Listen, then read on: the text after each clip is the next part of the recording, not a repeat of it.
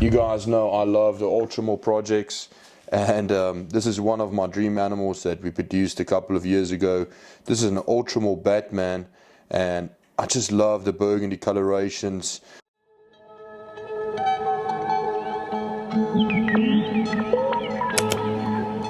Hey everyone, it's DJ here from RFC, and today we're doing a MorphMarket vlog. I just want to give a huge shout out to MorphMarket and MJ for the opportunity. So we're going to show you guys a breakdown of the facility along with some beautiful snakes. So we're currently in the adult ball python room, so everything in this room are either sub-adult or adult ball pythons. Starting off, if you come through the door, we've got a nice stainless steel sink. I really like it because there's a lot of space to work with, which I think is really important. In the future, if we do build another facility, I think we'll add more sinks and workstations around the area, just in order to make it easier for us to work. This side is where it's all females, so we don't have any males on this side of the facility. So these tubs that we use here are the FP40 tubs. They're not FP40s exactly, but they're really similar in size, and they really work great for sub-adult and adult females. So as you guys can see, we're actually busy pairing some animals. So we use a quite basic, simple setup, introduce the animals to each other.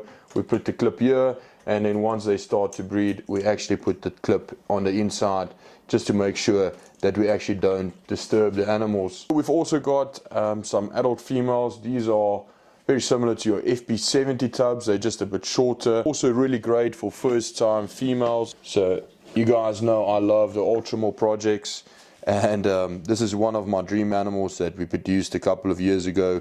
This is an Ultramore Batman, and I just love the burgundy colorations that she's got. Really similar to almost a monarch clown look, but of course I love the Ultramore projects, and I think there's still huge potential. Let's see if we can show you guys one more animal here. So here we've actually got a really exciting pairing going on. This is from a Sunset Ultramore. I don't want to disturb them too much. Sunset Ultramore to a OD Puzzle double-head Hyper Ultramore. So it looks like this pair will lay a beautiful clutch for us, hopefully at the end of this year. So we always try and not disturb the females and the males when they do breed. So then if we go around to this side is yet again, like I said, all of the adults. We've got our logo here. This is one of our second logo we ever had.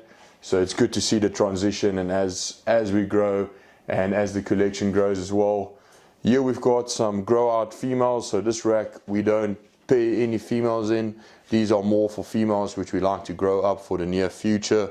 So for instance, here we've got a really great animal. This is a gravel DG het exantic, actually double het exantic hypo. Beautiful animal. I'd really love to produce some super gravel exantic DGs in the near future. And also in this rack we've got some of our younger males, younger breeder males, or if the males go off feed, we actually move them into these tubs just to get them back on feeding. Come around to this side here. So here's where we have all of our big females. So we've got some really large females in these tubs. I can show you guys one of the females actually over here, which is a big Ultramore female, and she's a really big female, and she's been paired to the Ultramore Sunset. So a really nice clutch of hopefully Ultramore's head for Sunset. I'd really love to get her genetics into the Sunset Ultramore project. For years, all of our breeder males. So as you guys can see as well, we use a quite basic, simple ID system. Let's try and take it out here. Basically just the ID code of the animal, the genetics, the year it was born, and then the sex. As far as possible of our own animals, we try and keep the exact hatch date, but some of the animals we do purchase, it's sometimes hard to get the exact hatch date.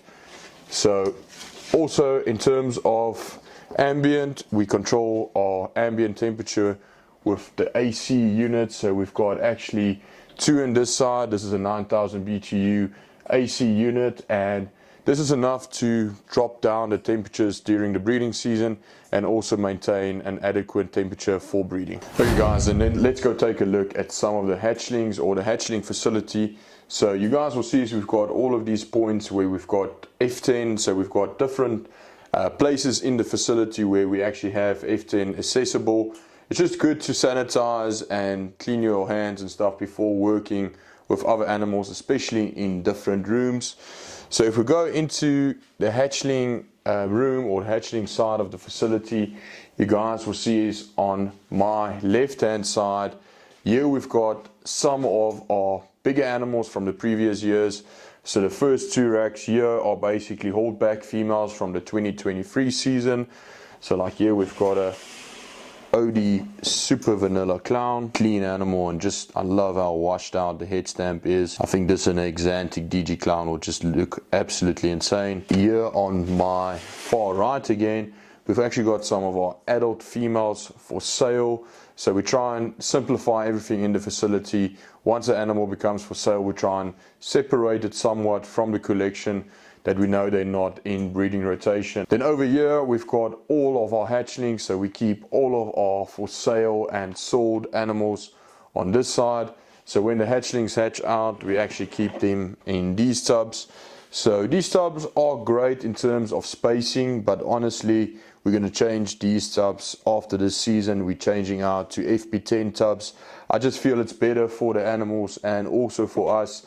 It's just going to help simplify yet again the cleaning methods, because we're only going to have to use, instead of having 6 or 7 different sizes in paper, we're going to actually have only 4.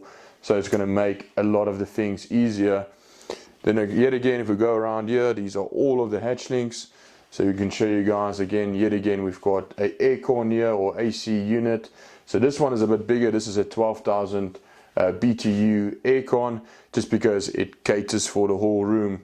This room, we're not really so specific on the ambient. We just try and maintain between 24 and 28 degrees Celsius during the whole year. We're not so particular here on temperature.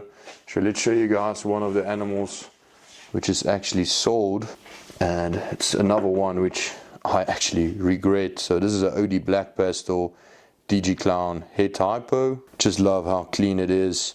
Black Pastel brings out a lot of contrast, and of course OD just cleans it out and brings out a lot of coloration. And of course DG and Clown are two of the best recessives in my opinion. This side we've got all of our holdbacks and then our incubators. So here we've got like a small workstation. So we've got some gloves, got some ivermectin and some other medication if we need to use anything. It's really important to have some supplies on hand that you can deal with certain situations as they do arise. Here we've got all of our holdbacks, as you guys can see us. Fortunately and unfortunately, I am a reptile addict, so we've got around 80 holdbacks from this past season.